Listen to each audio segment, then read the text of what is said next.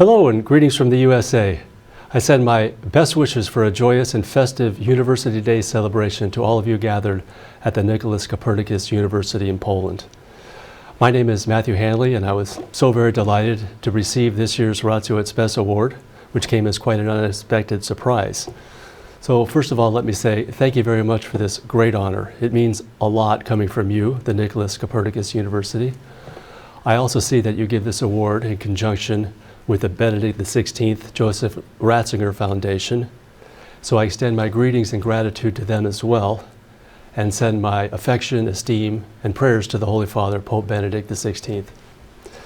I would also like to thank the National Catholic Bioethics Center here in the United States. They gave me great freedom to explore a broad range of end-of-life bioethical issues that ultimately led to the publication of the book that you selected for this year's award, Determining Death by Neurological Criteria, Current Practice and Ethics.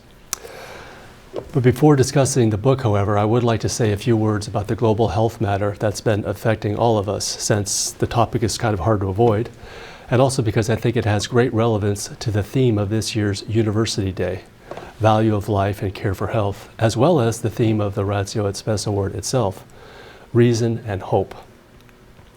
First of all, let me say I wish I could be there with you in person, to meet you all in person, to learn about your lives and your labors.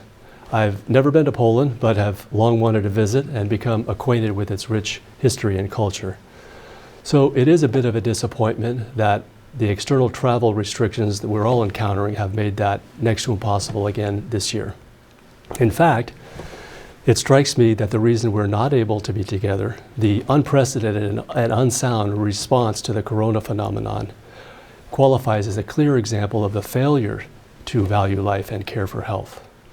All of the changes that have been imposed upon us, from the social distancing to the masking, the closures, the travel restrictions, and so forth, have all been relentlessly sold in the name of promoting health and valuing life. And yet one can't help but notice that these measures have had overwhelmingly negative effects across the board, from worsening overall physical and mental health, massive unemployment and economic hardship, social isolation, and on and on. I'm tempted to speak about many aspects of the arbitrary and authoritarian response and the widespread lies that propelled it, particularly the meaningless PCR tests, which were never meant to diagnose illnesses, and yet which generated so many false positive cases that were the basis for all the other ill-advised public health measures. But there is one thing in particular that is sufficient to demonstrate a profound indifference and even hostility to human life and health, and that is the callous disregard for treatment, for early intervention strategies for those people who did become sick. One would think that the discovery of safe, effective, inexpensive prophylaxis and early treatment options for COVID would be celebrated and urgently prioritized amidst a supposedly grave pandemic. And yet these treatments have been intentionally suppressed, vilified, and withheld from the public, in my country anyway, and in others as well. Patients were essentially told that there was nothing that could be done except go to the hospital if things got really bad, and otherwise wait for a vaccine. Meanwhile, life-saving remedies, which succeeded in many other parts of the world, were shunned by the medical authorities and the media alike. This act of callousness certainly accounts for a considerable share of the death attributable to COVID. So this alone is evidence that saving lives and caring for health is not what all the disruption of the past couple of years has been about. It is evidence that traditional public health and ethical principles have been utterly cast aside. Indeed, physicians who advocate for sensible, humane approaches to treating the sick and the vulnerable have been censored by social media giants such as Google, Facebook, and YouTube, many of which are located just down the road from where I'm speaking to you now here in California. So in essence, basic, genuine healthcare has been deemed intolerable since it differs from the official predetermined approach, which is that the vaccine is the only permissible solution, even if it must be rushed into use without adequate vetting for safety, even if no vaccines for any other type of coronavirus has ever been successfully developed, even if great numbers of deaths and other harms must be disregarded, along with the vaccine's evident inefficiency at this point. Indeed, there have been many more deaths and other adverse events from the corona vaccines than from all other vaccines combined over the last several decades, just in a few months. So, any other product with such an obvious track record of harm would be halted and withdrawn from the market. And yet these vaccines are still relentlessly pushed through propaganda, mandate, and coercion. Who in their right mind would mandate that perfectly healthy people take something that could result in their death or any number of other afflictions? One regulatory official here in the United States recently said, in regard to authorizing the use of these vaccines for children, well, we're never going to find out how safe the vaccine is until we start giving it out. Not only does this irresponsible statement get things entirely backwards, it fails to respect the fact that children are not really at risk from this disease and pose no threat to others. So this is madness. And it raises the question, how should we respond to these types of developments? Well, St. Thomas Aquinas argued that not being angry about such things, about genuine injustices, is an indication that the judgment of reason is lacking. So, certainly a measure of anger is more than appropriate, but we also need to urgently cultivate the use of reason to recognize and eschew propaganda, especially when it blatantly undermines sensible means of protecting human life. But this, unfortunately, is no small task. In his 1841 book, Extraordinary Popular Delusions and the Madness of Crowds, Charles Mackay argued that men tend to think in herds, and that they also go mad in herds, though they only recover their senses slowly and one by one. So how important it is then, especially amidst our global descent into irrationality, for any one person to embrace reason, oriented in charity toward our fellow man. But since man does not live by reason alone, it's also imperative that we cultivate the virtue of hope, especially in these distressing times. As the Russian author Boris Pasternak wrote, remember, you must never, under any circumstances, despair. To hope and to act, these are our duties in misfortune. One final word about the corona phenomenon that I don't think is widely appreciated, but it is worthy of some emphasis, and that is, from the beginning, we have been conditioned to view other people in a radically different manner, and so to treat other people not as individuals with innate dignity, but rather as objects, as potential vectors of disease, as threats, as biohazards. And this is unwarranted and dehumanizing and must be resisted as we seek more sensible means of valuing life and caring for health. So, with that being said, let me pivot to the topic of my recent book, which is about determining death in our highly sophisticated technological era. Doing so may seem rather straightforward. After all, dead is dead, but the topic actually turns out to be quite a bit more involved and fascinating than it might first appear. Getting any determination of death right is always important, of course, but it is especially so in the context of organ transplantation, since ensuring that the organ donor is in fact dead is the only way to value the life of the donor as well as the health of the recipient. So there are essentially two ways to determine death. One is the neurological criteria, commonly referred to as brain death, and the circulatory criteria, which is predicated upon the cessation of heart and respiratory function.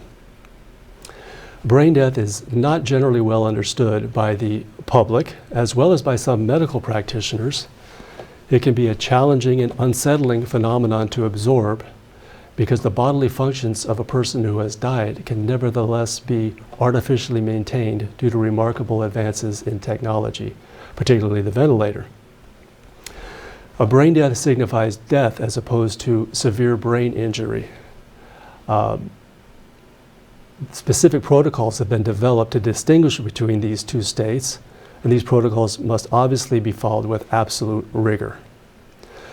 But how can we determine the status of patients with severe brain injury or extensive brain damage in the intensive care unit. Are they alive or dead? Well, in the eyes of the Catholic Church, there are a couple of overarching considerations. The first being that we need to establish moral certainty or a prudential standard of certainty rather than absolute certainty of death. The other broad consideration is that the Church does not make technical decisions. Judgments about death need to be made after listening to the conclusions of the relevant medical authorities who have specific competence in such matters. Their conclusions then need to be assessed according to their compatibility with a sound Christian philosophical anthropology, which is to say, the Christian view of the human person.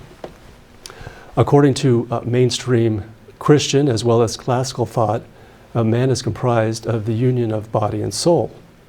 And so death is therefore understood as the event which separates that union of body and soul, which is not something that can be directly observed or measured by the tools of modern science. Medical authorities today overwhelmingly assert that death is properly understood as neurocentric in nature. That is to say, it necessarily entails the destruction of the entire brain, including the brainstem, not just the so-called higher brain. All other vital organs can be replaced nowadays, but there is simply no way to overcome the total irreversible loss of all brain function. So the irreversible loss of all brain function is thus the only condition that is both necessary and sufficient to establish death. This may come as a surprise to many people, since it means that the traditional, seemingly obvious method of observing the stoppage of heartbeat and circulation is reliable only when it persists long enough for the brain to die. So, the medical understanding today leads us to the conclusion that not only is total brain death a valid means of determining death, but it is ultimately the only one. And the Catholic Church has consistently accepted this as a reasonable medical judgment, one that is compatible with the concept that death amounts to the separation of the body and the soul. But this is not to equate the soul with the brain. The soul may operate through a material organ, but the union of body and soul is not mediated by any material organ. Indeed, the soul is present in all parts of the body and yet remains simultaneously distinct from it. But it is the soul that directs and sustains human life under its own unaided power. But technological and pharmacological support are absolutely required to maintain brain-dead bodies, which display no innate capacity to direct their ongoing somatic functions.